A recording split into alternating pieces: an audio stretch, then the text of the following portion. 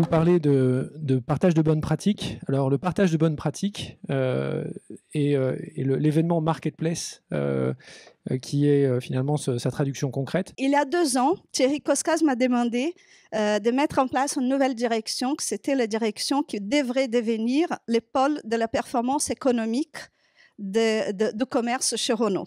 D'accord? Donc, notre défi, c'était finalement comment on peut mettre en place des dynamiques et des pratiques qui va nous booster encore plus les revenus de l'entreprise. Donc, on était confrontés avec une réalité de dire, ça va pas venir tout seul.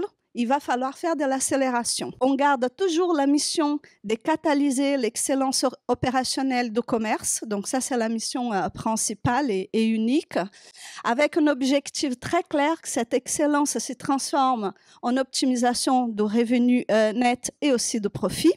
Nous avons 4 piliers. Donc, ces programmes, comme je vous ai dit très rapidement, il y a une vraie gouvernance au niveau mondial. Cet événement-là, au-delà d'être un événement motivationnel où les gens se rencontrent et qui parlent de business, il y avait vraiment des objectifs très clairs. C'était catalyser les nouvelles initiatives et surtout mettre ça à disposition de tout le monde, valoriser les personnes qui étaient derrière ces initiatives-là. Et donc, cet événement, il avait ses côtés aussi de valoriser ceux qui sont en train de jouer les jeux. On avait un système qui, finalement, quand on rentre dans les marketplaces, il avait un petit bracelet.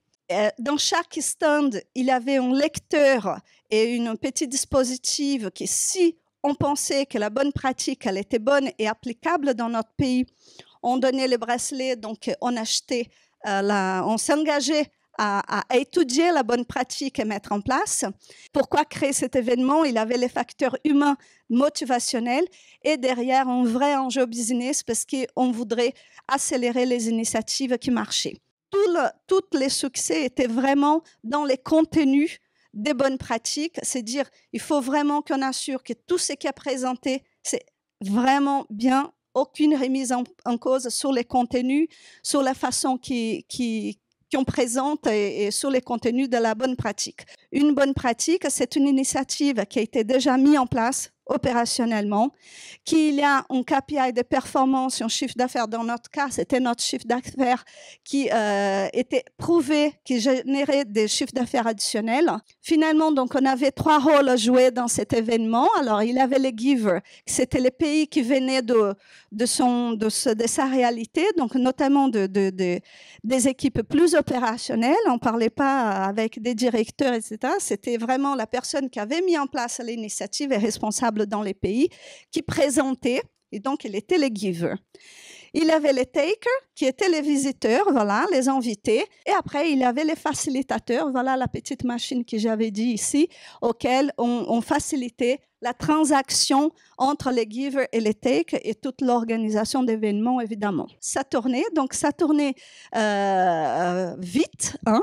On voudrait que tout le monde voit tout et on voudrait être vraiment très intensif. Voilà, en conclusion, cet événement-là, en fait, ça nous a forcé, une fois qu'on a un jalon, on a un événement, ça nous a forcé vraiment de faire un travail très ferme sur l'identification des bonnes pratiques et la formalisation sur la forme d'un petit livret. L'événement, il a eu vraiment cette dynamique et qui, finalement, ça nous a donné beaucoup de fruits. Finalement, on avait, à la fin, de façon très rapide, un roadmap de toutes les initiatives achetées parce que tout était enregistré avec les petits bracelets. Finalement, on avait très vite un roadmap pays par pays, tout ce qui a été acheté. Comme c'est un atelier, je vous propose que ce soit un moment aussi d'interaction et je vais vous demander à tous de vous lever.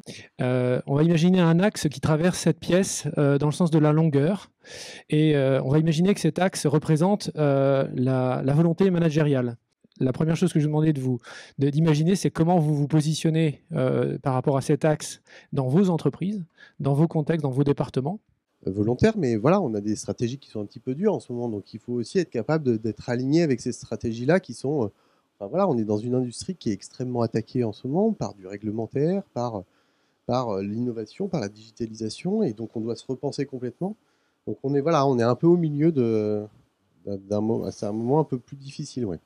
Finalement, comment décririez-vous le partage des bonnes pratiques dans votre société? Ça se fait sur un mode collaboratif? C'est très. Alors oui, c'est collaboratif, bien entendu. C'est collaboratif, mais on est obligé de le mesurer, quoi. On est obligé de regarder la motivation des gens et de mesurer la satisfaction et la motivation. Donc, c'est deux choses relativement différentes. Donc, non, ce qui est intéressant, c'est quand même de bien en retirer quand on fait une étude de motivation, non pas simplement d'envoyer un document dans la fiche de paye, mais d'étudier vraiment tous les gens, passer 1 heure et demie chacun. Et moi, je passe du temps à discuter avec les gens, de nuit comme de jour. Et c'est vrai et les évaluer, entre guillemets évaluer, et qui nous disent effectivement ce qu'ils en pensent. Mais on en ressort effectivement. Alors moi, j'essaie de me mettre en retrait parce que je suis assez impliqué. Mais ce qui est assez intéressant, ce qui m'intéresse surtout, c'est les risques psychosociaux finalement. Est-ce que vous pouvez me décrire quelles sont les pratiques de partage de bonnes pratiques dans votre organisation? On est organisé en communautés fonctionnelles et sectorielles, du matriciel. Et donc, effectivement, ces communautés reposent encore beaucoup sur de l'oral, donc du partage, du relationnel. Et donc, mais bon, c'est le fondement de notre travail aussi. C'est le relationnel avec le client en interne. Mais effectivement, plus on va grossir, on est 350 maintenant. Comment derrière, alors, quand on est 10 000, quand on est 40 000, 50 000, 150 000, là, on ne peut plus se baser uniquement sur des réunions de groupe, on va dire, bimestrielles ou trimestrielles. Voilà. Donc ça, c'est pour la partie la dimension managériale. Donc je pense qu'on je me suis mis un peu au centre. En ce qui concerne la structure de partage des bonnes pratiques, il y a deux niveaux. Il y a effectivement beaucoup de commerciaux. Donc là, on a connu une restructuration assez forte, changement de métier des commerciaux. Et finalement, ça les a beaucoup challengés sur leur méthode, leur façon de faire. Donc du coup, on a vu aussi, là où il y avait un mode de fonctionnement qui était établi depuis une vingtaine d'années, ils avaient l'habitude, c'était la famille, quoi. On demandait à son manager, il y avait un nouveau collègue qui arrivait, on expliquait. Donc, tout ça a été explosé. Il y a 400 commerciaux qui sont partis. 400 nouveaux qui sont arrivés avec des nouvelles méthodes et ainsi de suite. Alors, en 2015, suite à toute la réorganisation, on avait mis en place un programme qu'on avait appelé les pain points. Enfin, voilà, il y avait 40 ou 60 pain points qu'on devait traiter. C'est devenu un programme d'entreprise. Donc, même tous les managers, en fait, les 150 top managers de la boîte ont eu ça dans leurs objectifs personnels.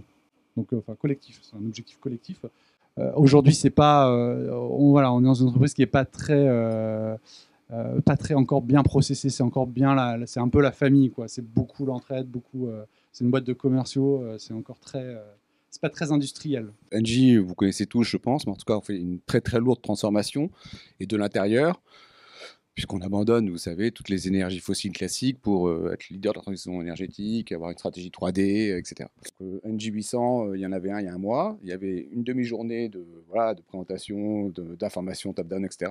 Et une journée uniquement de bonnes pratiques. Et il y a un Engie 50 qui a lieu tous les trimestres.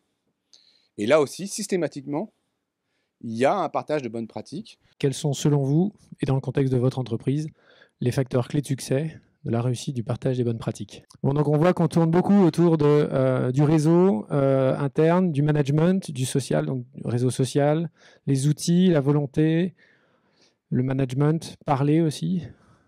Voilà en gros les grands thèmes, les grands facteurs clés de succès. Les gens participeront s'ils ont absolument certitude de trouver des initiatives qui auront un impact pour le business, qui les aideront à améliorer leurs résultats.